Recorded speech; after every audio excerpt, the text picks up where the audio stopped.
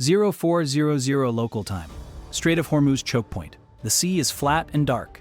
A carrier strike group moves like a shadow between two continents. On the bridge, watchstanders sip bitter coffee under red lights. Inside, CIC, the radar sweep is clean. Routine tracks. Routine breathing. Nothing unusual. Then the surface picture fractures. 0401 local time.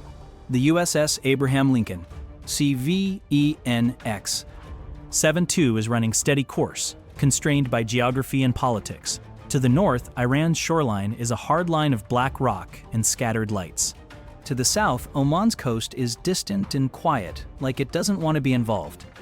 This is not open ocean warfare. This is a funnel, a narrow shipping artery where tankers, freighters, fishing dhows, and warships all share the same few miles of water. A place where maneuvering room is measured in minutes, not miles. The Lincoln is a floating city worth roughly $13 billion before you count the aircraft. Steel decks stacked with power, discipline, and procedure.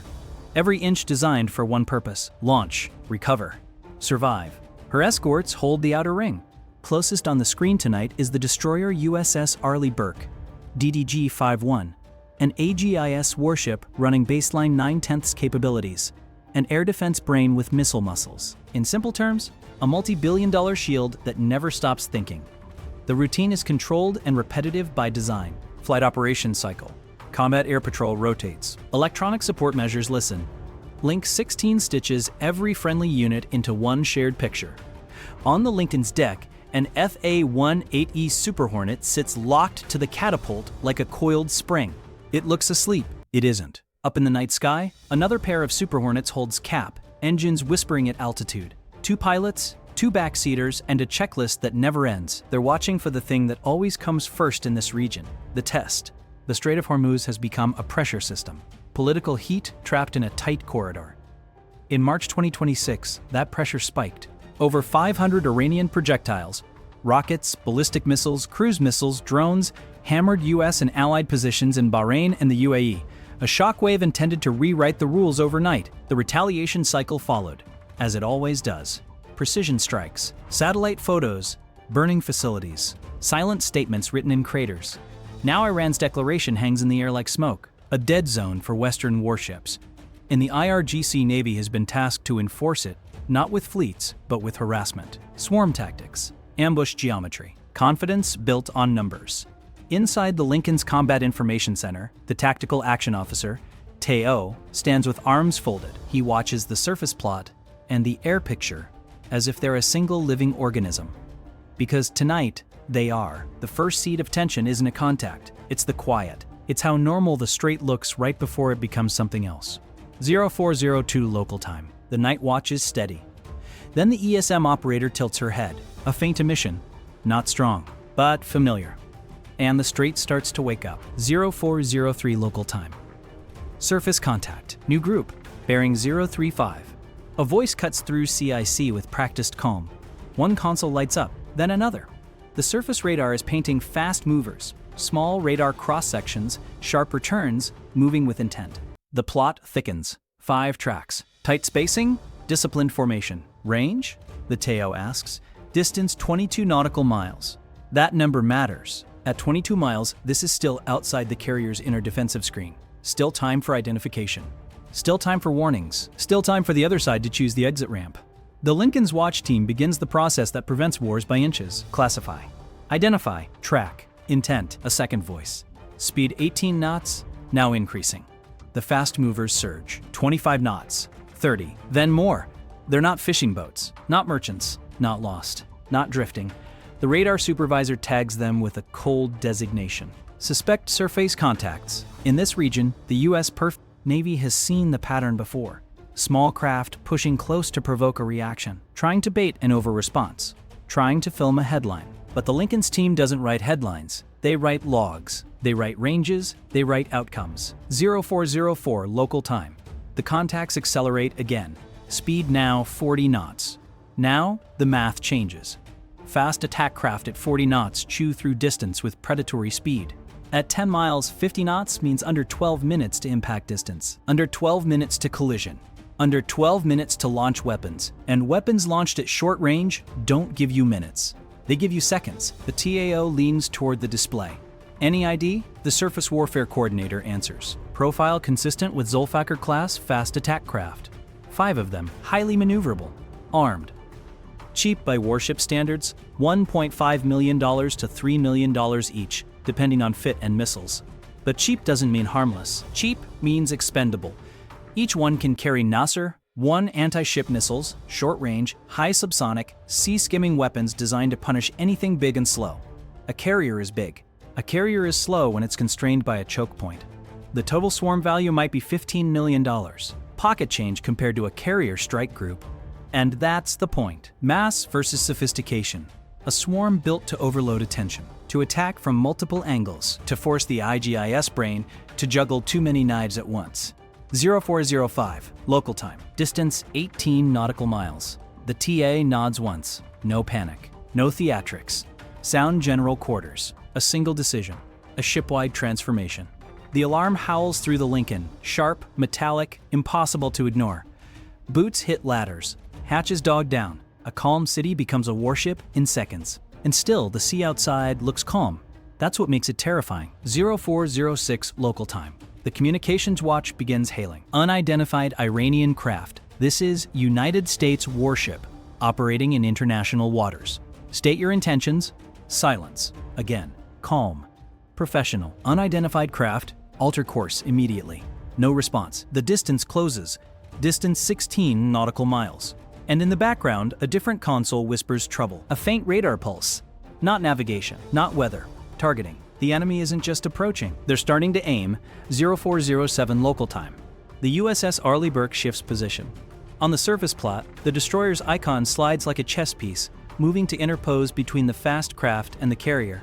A deliberate shield move. A captain volunteering steel and sailors as the first layer. That is the escort's job. Take the first punch, so the carrier can keep launching aircraft. And tonight, the strait is so narrow that every turn looks like a commitment. Distance 14 nautical miles. The fast boats spread slightly, fanning out as if testing angles. They're not drifting into danger, they're designing it. Inside CIC, the Aegis system on Arleigh Burke is already tracking. It doesn't sleep, it doesn't blink. SPY radar energy sweeps the dark and returns with precision.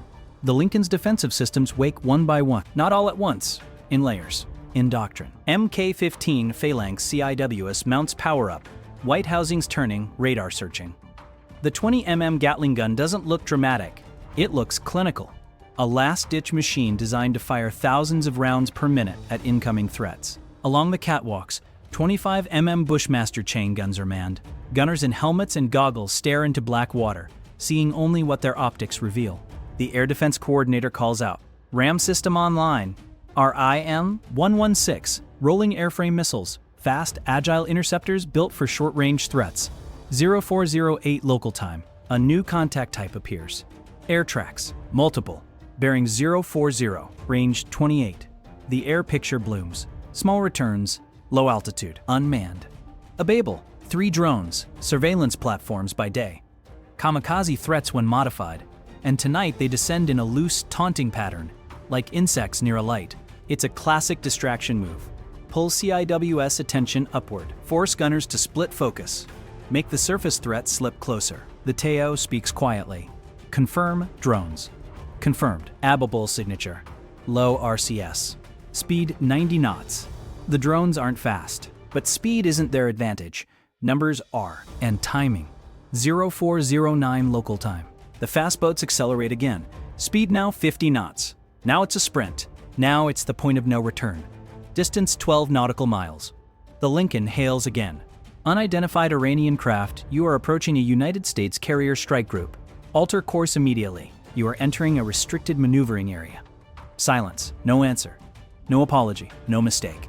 Then, the electronic warfare station lights up like a warning flare, a stronger targeting radar emission. Not an accident. A deliberate illumination. They are painting the Lincoln. Measuring. Preparing. The ESM operator's voice tightens. Radar illumination on the carrier, repeating, consistent with fire control. That sentence changes everything. When you illuminate a warship with targeting radar, you're not just threatening. You're practicing the final step. You're pulling the pin without throwing the grenade yet. 0410 local time. The cap flight checks in. Lincoln Ghost 2-1. 2 Super Hornets, Angels 2-0, fuel state green. We have your air picture. The air wing is already aligned with the ship's intent. Neutralize early. Stop the threat in the outer ring. Never let it reach the inner screen. A third asset joins the net. An MH-60R Seahawk lifts off the carrier's deck, rotors slicing the night. A low thump felt more than heard. This is the Madcap concept in practice. Helicopter-borne shooters, snipers, precision, Hellfire missiles designed to turn small, fast boats into immediate debris fields before they can launch. Seahawk airborne, comes the call. 2 Hellfires ready. Distance 10 nautical miles. That number matters more than any other. At 10 miles, a 50-knot craft closes in under 12 minutes. At 10 miles, a Nasser, one launch compresses reaction time into a handful of heartbeats. At 10 miles, decisions become irreversible. 0411 local time. The fast boats break formation. Not random, calculated. 2 go wide left, 2 go wide right, 1 stays center. A 5-finger spread aimed at saturating defenses and forcing the US Navy to pick wrong, to chase the decoys, to miss the shooter. The drones above tilt downward, descending through scattered clouds, trying to occupy radar and visual focus. The TAO watches the plot. He doesn't raise his voice. He doesn't need to. Authorized defensive posture. Weapons tight. Prepare to engage if hostile intent is confirmed. Hostile intent is no longer a debate. It's written in speed, formation, and illumination. Distance 9 nautical miles, and the mini hook arrives like a cold wave.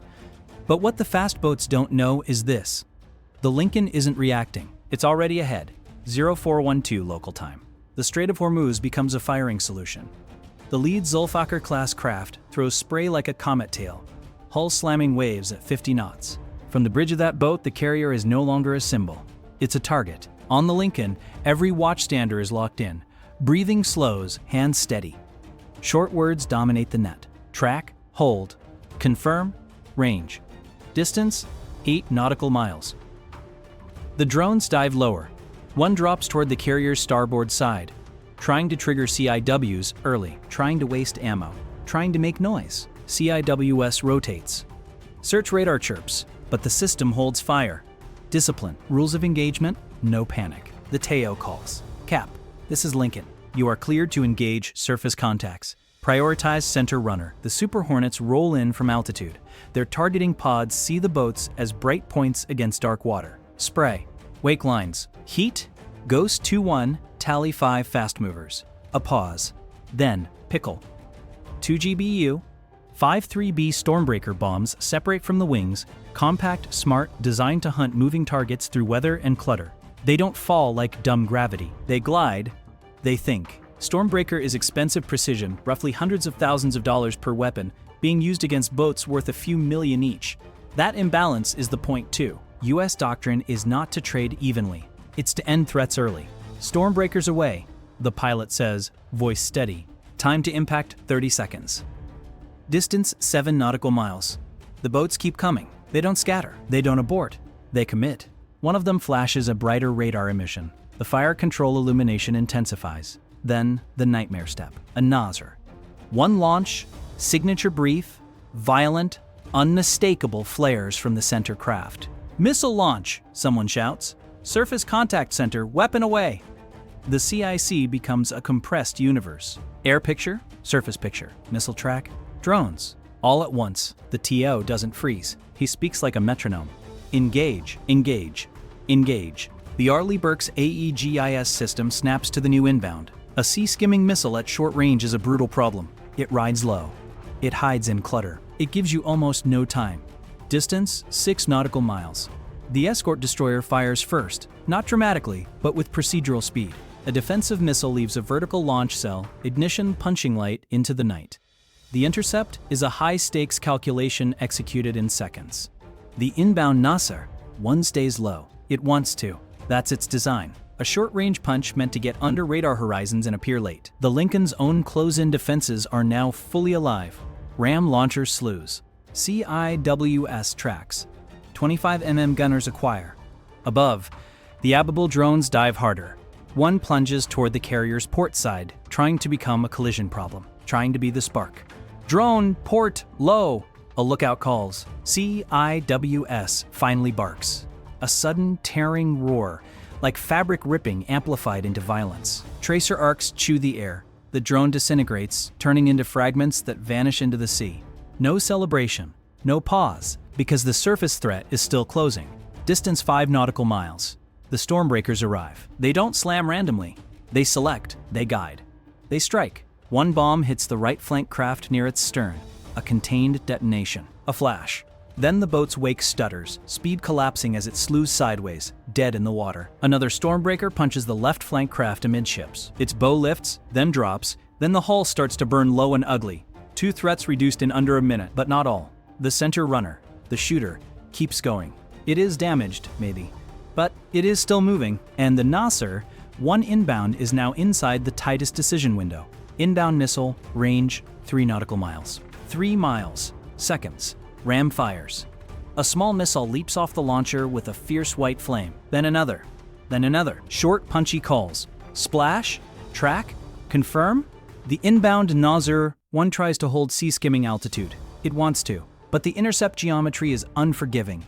A bright spark in the night, mid-air detonation, followed by a scatter of burning fragments that fall like dying meteors into the water.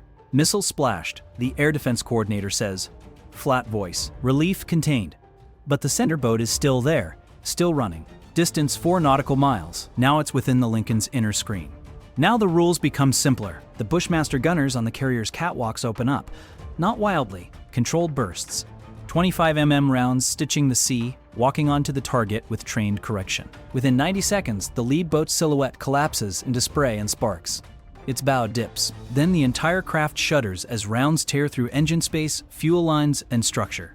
It slows, hard, then stops like a machine that suddenly remembers it is mortal. The remaining 2 boats, one left, one right, attempt a last push. They are closer now. They can see the carrier's lights. They can feel the weight of it, and for the first time they hesitate. That hesitation is fatal. 0414 local time. The MH-60R Seahawk comes in low, hugging darkness, using speed and angle to stay hard to target. Its sensors lock the boats with cold precision. Seahawk has tally 2 remaining fast movers. A breath. Rifle. A Hellfire launches, streaking forward with purposeful speed. It strikes the left remaining boat in a tight, focused blast. Not cinematic, not exaggerated, just final. The second Hellfire follows. Same tone, same outcome. The last boat breaks away, turning hard, throwing spray, trying to flee back toward the coast. But the Lincoln's picture is now complete.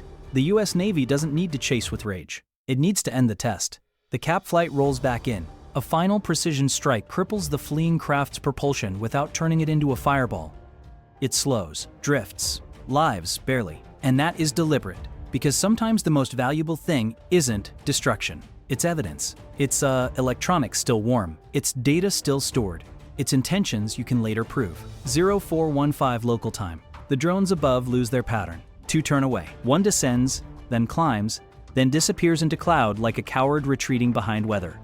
The peak has passed, but the strait is still the strait.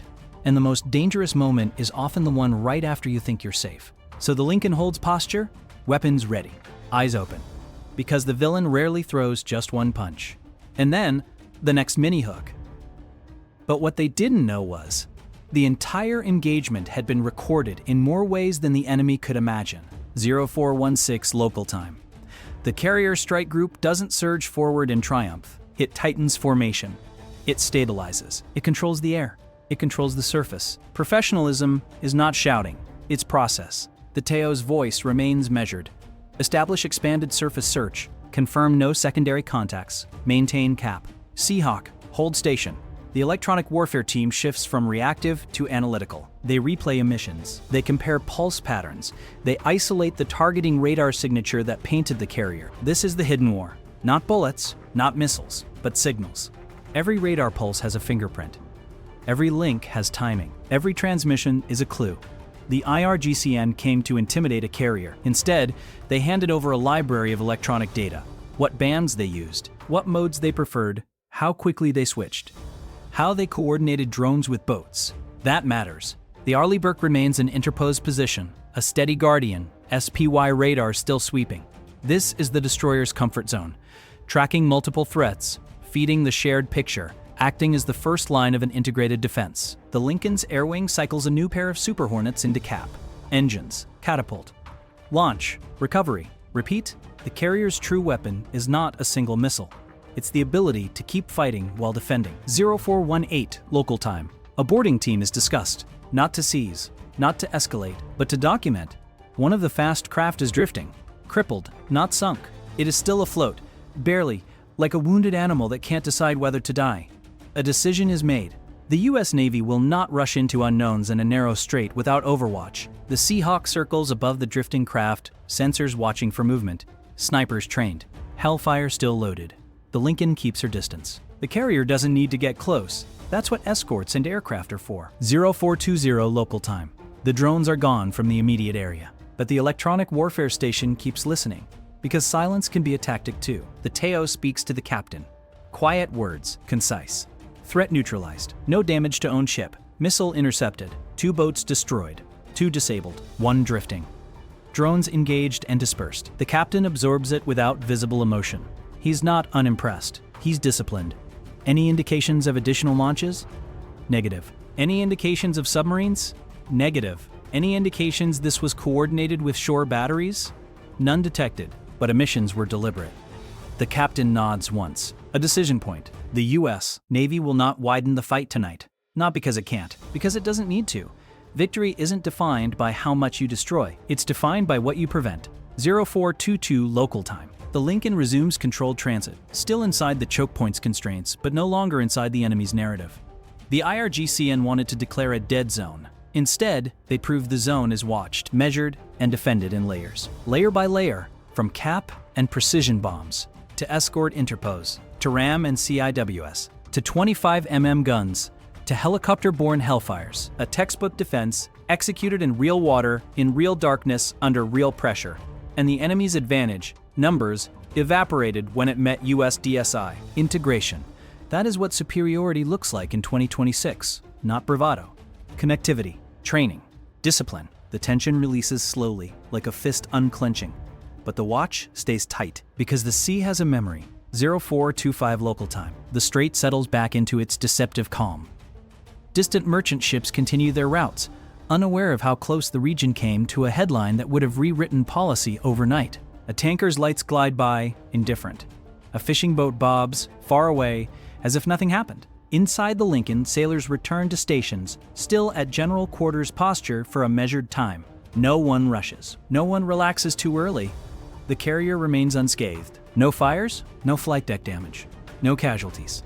Just the echo of CIWS in ears, the smell of machinery. The adrenaline that refuses to admit it's over. The Arleigh Burke repositions back into standard escort geometry, maintaining radar coverage and defensive arcs. The destroyer's crew will log every second, every track, every emission. The cap flight hands off to the next. A smooth relay in the sky, like a baton passed in darkness. The Seahawk returns to the deck, wheels touching down with a subtle shudder, rotors slowing as deck crew moves in with practiced choreography. No cheering, just nods. This is what professionalism looks like when it wins. It doesn't need applause, it needs readiness for the next contact. 0429 local time. A final assessment is passed through the command net.